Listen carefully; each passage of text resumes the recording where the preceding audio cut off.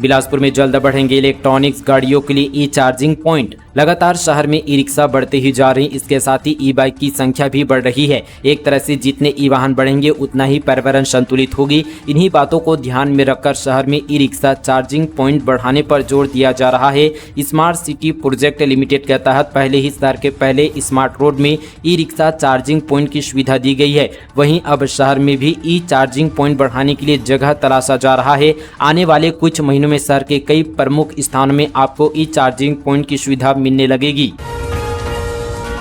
आज 1,39,00,000 मतदाता 7 लोकसभा सीटों के लिए डालेंगे वोट। लोकसभा चुनाव के तीसरे चरण में 12 राज्यों की 94 सीटों पर 7 मई यानी आज वोटिंग होगी। छत्तीसगढ़ के 7 सीटों पर वोट डाले जाएंगे, जिनमें रायपुर, बिलासपुर, कोरबा, दुर्ग, रायगढ़, सरगुजा, जांजगीर चांपा लोकसभा क्षेत्र में वोट डाले जाएंगे। वहीं मुख्य निर्वाचन पदाधिकारी रीना बाबा साहेब कंगाले ने प्रेस कॉन्फ्रेंस कर लोकसभा चुनाव 2024 के तीसरे चरण की तैयारियों के संबंध में जानकारी दी। उन्होंने बताया कि छत्तीसगढ़ की 7 लोकसभा सीटों के 58 विधानसभा क्षेत्र में सुबह 7 बजे से शाम 6 बजे तक मतदान होगा। इन लोकसभा क्षेत्र में मतदाताओं की कुल संख्या 1,39,01,285 है। पिछले चरण की तुलना में इस बार मतदाताओं की संख्या में 9.34% की वृद्धि हुई है। इस बार के चुनाव में 11,87,470 मतदाता नए हैं।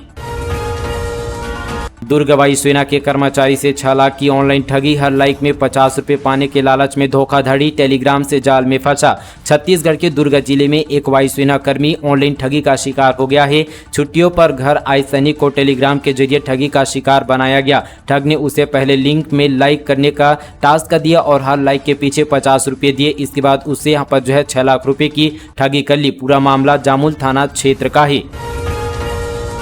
गुम मोबाइल पाकर खिले लोगों के चेहरे, पुलिस और साइबर सेल ने रिकवर किए 200 मोबाइल। महासमुंद जिले के अलग अलग थाना क्षेत्रों से करीब 30 लाख रुपए के गुम हुए 200 मोबाइलों को पुलिस ने बरामद किया है। हमर पुलिस हमर संग अभियान के तहत चलाए जा रहे अभियान के माध्यम से पुलिस और साइबर सेल की स्पेशल डेस्क ने मोबाइल रिकवर कर उनके सही धारकों को सौंपा गया। महासमुंद के एडिशनल एसपी प्रतिभा पांडे ने पुलिस कंट्रोल रूम में मोबाइल धारकों को उनका मोबाइल लौटाया। इसमें ऐसे भी मोबाइल थे जो रास्ते में लोगों को पड़ा मिला था और साल भर में गुम हुए मोबाइल फोन को भी साइबर सेल की स्पेशल डेस्क और पुलिस की टीम ने महासमुंद जिला सहित अन्य जिलों से बरामद किया गया। मोबाइल धारक भी अपने मोबाइल पाकर काफी खुश नजर आए और पुलिस का आभार जताया।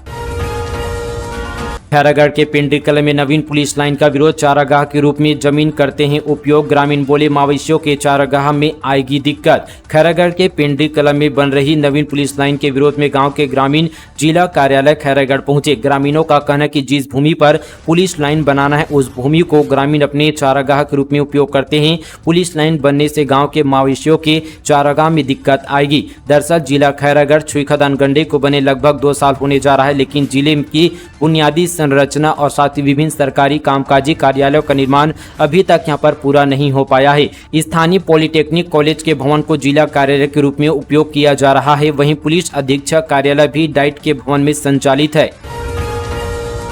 शादी का झांसा देकर सिकल सेल से पीड़ित छात्रा से दुष्कर्म, आरोपी डॉक्टर गिरफ्तार। जसपुर जिले की कोतबा में सिकल सेल बीमारी से पीड़िता नाबालिग छात्रा से दुष्कर्म का मामला सामने आया है। इस मामले में पुलिस ने एक डॉक्टर को गिरफ्तार कर जेल भेज दिया है। दरअसल रेप पीड़िता नाबालिग सिकल सेल बीमारी से ग्रसित थी और वह मेडिकल मोबाइल यूनिट योजना से जुड़कर अपना उपचार करा रही थी। इस दौरान आरोपी डॉक्टर ने नाबालिग छात्रा से नजदीकियां बढ़ाई और उसे शादी का झांसा देकर लगातार दुष्कर्म करता रहा। इस दौरान नाबालिग छात्रा गर्भवती हो गई थी, जिसका डॉक्टर ने दबाव देकर जबरन गर्भपात करा दिया। जब पीड़िता ने डॉक्टर से शादी का दबाव बनाया तो उसे शादी से इनकार कर दिया। इसके बाद पीड़िता ने कोतबा चौकी में जाकर आरोपी डॉक्टर के खिलाफ शिकायत दर्ज कराई। पुलिस ने आरोपी डॉक्टर के खिलाफ रेप के विभिन्न धाराओं के साथ पॉक्सो एक्ट के तहत कार्रवाई करते हुए आरोपी को गिरफ्तार कर न्यायिक रिमांड पर जेल भेज दिया है। बलौदाबाजार भाटापारा ने 5वीं बार रचा इतिहास। लोकसभा चुनाव 2024 के लिए golden book of world record में नाम हुआ दर्ज। छत्तीसगढ़ के जिले बलौदाबाजार भाटापारा का नाम लोकसभा चुनाव 2024 में स्वीप अभियान में बेहतरीन भूमिका निभाने के लिए 5वीं बार golden book of world record में नाम दर्ज हुआ है। बलौदाबाजार भाटापारा जिले को एक साथ 2 अवार्ड मिले हैं, जिसमें एक स्वीप ऑटो जागरूकता अभियान में जिले में 151 ऑटो चालकों ने कलेक्टर के नेतृत्व में रैली निकालकर मतदाताओं से मतदान की अपील की थी। वहीं दूसरा अवार्ड स्वीप दीपो घंटी रैली को लेकर मिला, जिसमें मतदाताओं की आरती उतारकर उन्हें मतदान हेतु आमंत्रित किया गया था।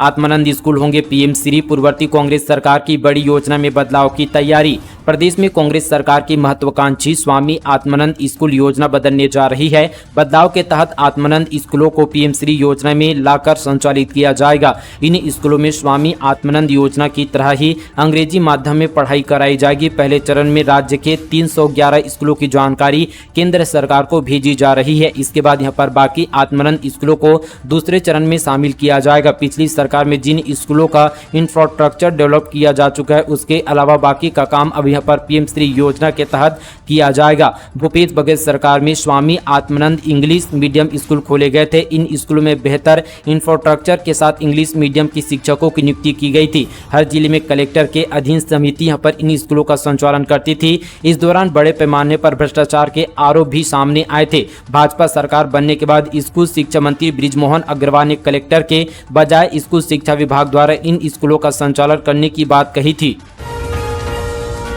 प्रेमी ने प्रेमिका को विधायक कार्यालय के ऊपर किया लिप की। सोशल मीडिया पर हो रहा है वीडियो वायरल। दुर्ग जिले से बड़ी खबर। वैशाली नगर विधायक रिकेश सिंह के कैंप 1 जलेबी चौकी स्थित विधायक कार्यालय के ऊपर प्रेमी जोड़े का आपत्तिजनक वीडियो सोशल मीडिया पर खूब वायरल हो रहा है। इस वीडियो में कपल बेफिक्र होकर अश्लील हरकत करते नजर आ रहे हैं। बता दें कि रिकेश सिंह ने विधायक बनते ही लगातार एक्शन मोड पे हैं। हाल ही में उन्होंने भिलाई में ओयो होटल को बंद कराया था। उन्होंने कहा था कि यहाँ देह व्यापार का धंधा चल रहा था और छत्तीसगढ़ की संस्कारधानी को बदनाम करने की कोशिश की जा रही थी। इसके चलते इसे बंद कराया गया। विधायक सिंह ने यहाँ पर गार्डन में भी दबिश देकर प्रेमी जोड़ों को समझाइश दी थी। इस दौरान कपल ने कहा था कि ओयो भी बंद करा दिया, अब ये जाए तो जाए कहाँ। वहीं यहाँ पर जो है विधायक कार्यालय में भी प्रेमी जोड़े का आपत्तिजनक वीडियो सोशल मीडिया पर खूब वायरल हो रहा है। फिलहाल जिले से बाहर होने के कारण इस मामले में विधायक ने कोई बयान नहीं दिया है।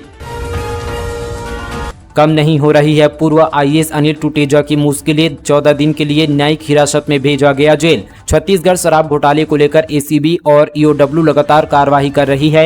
एक के बाद एक जांच और मामले में संलिप्त लोगों को समन भेजे जा रहे हैं। वहीं यहाँ पर ईडी ने रिटायर आईएएस अनिल टुटेजा को विशेष कोर्ट में पेश किया गया, जहां विशेष कोर्ट ने अनिल टुटेजा को 14 दिन के लिए न्यायिक हिरासत में जेल भेज दिया है। बता दें कि अनिल टुटेजा 20 मई तक जेल में रहेंगे।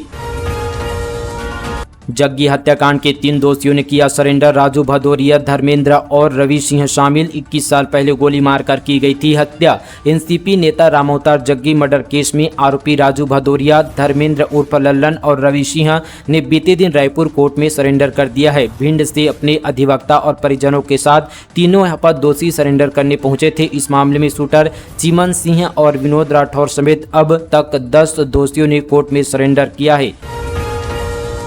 भूपेश बघेल को मिली बड़ी जिम्मेदारी, बनाया गया रायबरेली का सीनियर ऑब्जर्वर। छत्तीसगढ़ के पूर्व मुख्यमंत्री भूपेश बघेल को यहां पर कांग्रेस ने बड़ी जिम्मेदारी दी है। पार्टी आलाकमान की ओर से जारी एक नोटिस में उन्हें जो है रायबरेली लोकसभा सीट का सीनियर ऑब्जर्वर बनाया गया है। इसकी जानकारी बघेल ने अपने एक्स अकाउंट पर पार्टी की ओर से जारी यहाँ पर लेटर को पोस्ट करते हुए दिया है। बता दें कि कांग्रेस की ओर से रायबरेली से राहुल गांधी चुनाव लड़ रहे हैं, तो वहीं अमेठी से KL शर्मा चुनावी मैदान पर हैं। छत्तीसगढ़ के पूर्व मुख्यमंत्री भूपेश बघेल राजनांदगांव से कांग्रेस की यहाँ पर टिकट चुनाव लड़ रहे हैं। भूपेश बघेल को कांग्रेस का जो है बड़ा और साथ ही कद्दावर नेता माना जाता है। शायद यही की पार्टी ने उनके ऊपर जो है भरोसा जताते हुए उन्हें सीनियर ऑब्जर्वर बनाया है। इस सीट पर चुनाव हो चुका है। अब 4 जून को पता चलेगा कि वह सांसद बनते हैं या नहीं। सूरजपुर के जंगल में आग से तेंदुपत्ता जलकर खाक। चांदनी बिहारपुर क्षेत्र के जंगल में लगी आग। 10 मई से तेंदुपत्ता की तोड़ाई होगी शुरू। सूरजपुर जिले के चांदनी बिहारपुर क्षेत्र के जंगल में कई दिनों से भीषण आग लगी हुई है। जंगल में आग लगने से तेंदुपत्ता जलकर खाक होता जा रहा है। वहीं दूसरी ओर 10 मई से तेंदुपत्ता की तोड़ाई भी शुरू होने वाली है। जानकारी के अनुसार बिहारपुर क्षेत्र के कई जगह जैसे रामगढ़, कचवारी, कोल्हुआ और बसनारा सहित आसपास के जंगलों में कई दिनों से भीषण आग लगी हुई है। इससे गांव की ओर से आग का धुआं जो है प्रभावित कर रहा है। कई बीमारियों को यहाँ पर न्योता दे रहा है। वन विभाग इस पर कोई ध्यान नहीं दे रहा है।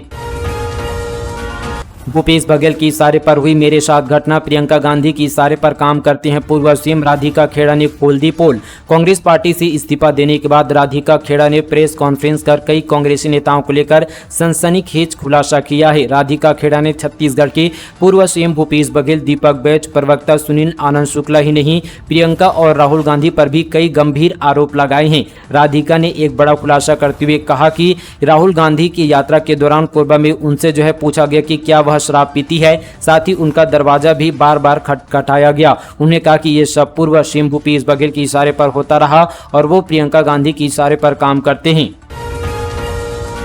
तोखर राम ने प्रचार में खर्च कर दिए 76 लाख रुपए। अंतिम चरण में बृजमोहन ने किए सबसे कम। सरोज ज्योत्सना ने हिसाब ही नहीं दिया। लोकसभा चुनाव के तीसरे और छत्तीसगढ़ के अंतिम चरण में 7 सीटों पर आज मतदान होना है। प्रत्याशी जीतने के लिए प्रचार में यहाँ पर कोई कसर नहीं छोड़े। सड़क से लेकर सोशल मीडिया तक पैसा यहाँ पर खूब खर्चा किया गया। इसमें भाजपा उम्मीदवार सबसे आगे हैं। सबसे ज्यादा खर्च बिलासपुर से भाजपा उम्मीदवार तोखर राम साहू ने किया। वे 76 लाख रुपए से ज्यादा खर्च कर चुके हैं, जबकि कांग्रेस प्रत्याशी देवेंद्र यादव ने 26 लाख रुपए खर्च किए हैं। वहीं सबसे कम खर्च कांकेर से कांग्रेस उम्मीदवार वीरेश ठाकुर यहाँ पर 3,29,000। रायपुर से भाजपा प्रत्याशी बृजमोहन अग्रवाल ने 5,32,000 रुपए खर्च किया। वहीं कोरबा के दोनों प्रत्याशियों ने खर्च की जानकारी नहीं दी है। निर्वाचन आयोग के अनुसार ये आंकड़े 23 अप्रैल तक के हैं। आने वाले दिनों में इन खर्चों की राशि में बढ़ोतरी हो सकती है। खास बात यह है कि प्रत्याशियों ने प्रचार में खर्च करने के साथ ही पार्टी फंड में भी राशि दी है। इनमें यहाँ पर रूप कुमार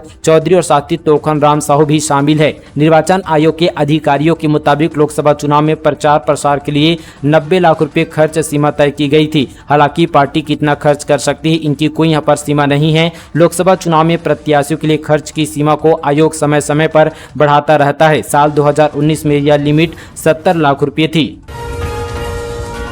वोटिंग के बाद ग्रुप फोटो या सेल्फी लेकर जीत सकते हैं इतनी बड़ी धनराशि। इस नंबर पर करना होगा शेयर। लोकसभा चुनाव के तीसरे चरण का मतदान आज है। ऐसे में वोटरों को मतदान के लिए प्रेरित करने के लिए जिला प्रशासन की ओर से एक नई पहल की गई है। वोटिंग के बाद फोटो लेकर शेयर करने वालों को उपहार देने की घोषणा की गई है। मतदाता जागरूकता के लिए परिवार संग एक साथ वोट देने जाएं। मिलकर ग्रुप फोटो या सेल्फी लेकर पुरस्कार जीत सकते हैं। जिला निर्वाचन अधिकारी एवं कलेक्टर डॉक्टर गौरव कुमार सिंह के निर्देश अनुसार रायपुर जिले के मतदाता जो एक साथ सपरिवार मतदान केंद्र पर जाकर मतदान करेंगे, वे मतदान के बाद मतदान केंद्र पर बने सेल्फी पॉइंट या मतदान केंद्र परिसर में सपरिवार अपनी ग्रुप फोटो या सेल्फी लेकर 7973003285 या फिर 9754681155 पर इन मोबाइल नंबरों पर व्हाट्सएप करें।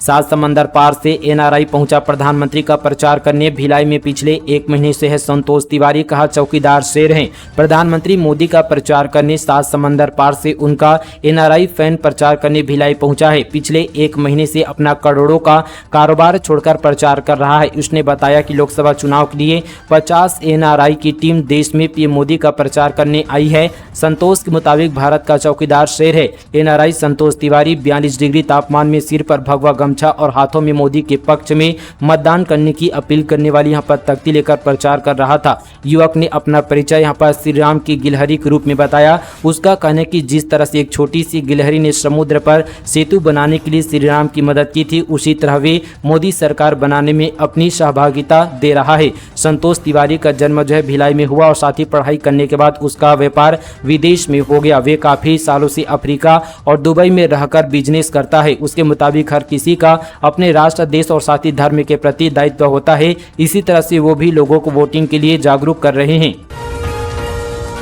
नेशनल हाईवे पर 2 वाहनों के बीच जोरदार टक्कर, ट्रेलर के उड़े पर खच्चे ड्राइवर की मौत। इधर कार ने मवेशियों को रौंदा, 1 की गई जान, 2 जख्मी। बिलासपुर जिले के रतनपुर थाना क्षेत्र में बीती रात बिलासपुर अंबिकापुर मार्ग नेशनल हाईवे पर 2 अलग अलग सड़क दुर्घटनाएं हुई, जिसमें एक तेज रफ्तार ट्रेलर चलती गाड़ी से टकरा गई। इस हादसे में ट्रेलर के परखच्चे उड़ गए और ड्राइवर की मौके पर मौत हो गई। वहीं रतनपुर बाईपास में हुई दूसरी घटना में तेज रफ्तार कार यहां पर अनियंत्रित होकर सड़क पर बैठे मवेशियों से टकरा गई, जिससे एक मवेशी की मौत हो गई और 2 मवेशी पूरी तरह से जख्मी हो गए। वहीं कार में सवार 3 लोग बाल बाल बच गए। नीट परीक्षा में हुई लापरवाही का मामला, कलेक्टर ने कही जांच की बाद बच्चों को न्याय की उम्मीद। बालोद जिले में नीट परीक्षा के दौरान हुई लापरवाही को लेकर कलेक्टर ने मामले में जांच और कार्रवाई की बात कही है। आपको बता दें कि इस घटना को लेकर बालोद जिले में परीक्षा देने वाले बच्चे काफी नाखुश हैं। नीट की तैयारी में अपना पूरा समय लगा चुके बच्चों के भविष्य के साथ खिलवाड़ किया जा रहा है। वहीं बच्चे और परिजन इसी उम्मीद में है कि कहीं से तो उन्हें न्याय मिल जाए।